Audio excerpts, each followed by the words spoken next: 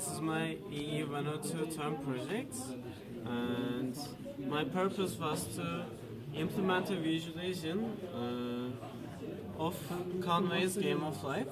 And if you're not initiated with Conway's Game of Life, it is a game that was created in 1970 by John Conway, and this game consists of a grid of any intended size, and it has alive and dead cells in this grid, and by some simple rules we can determine whether any cell will be alive or dead in the next cycle.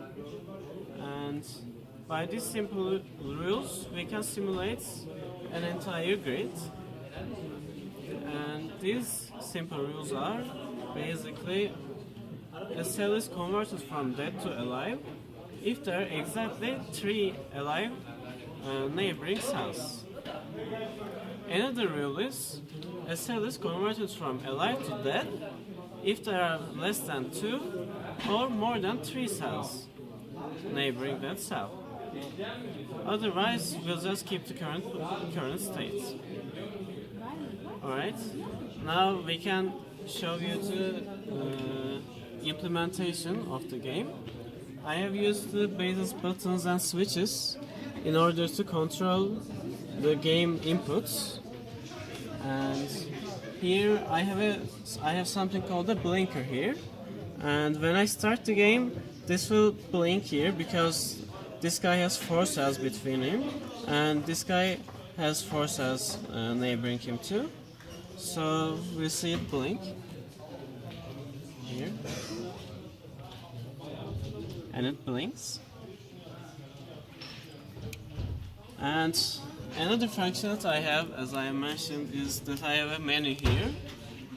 You can use this menu in order to create these preset images and also reset the current state of the grid.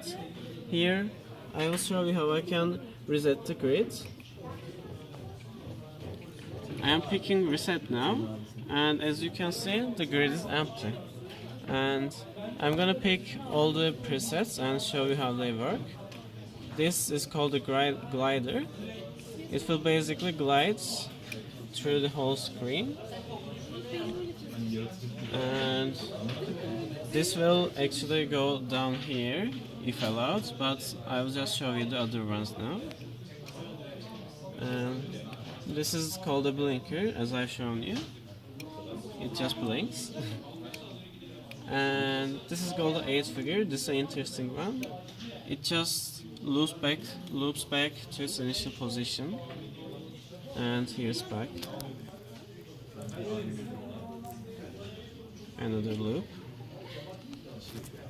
And another function that I have is when the game is paused, I can just select any desired input.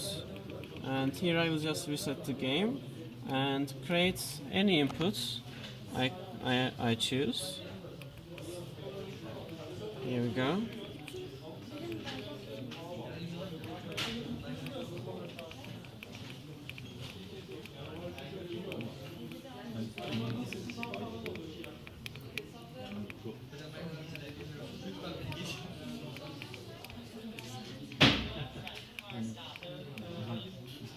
Here I just generated a random seed here, and let's see how it goes.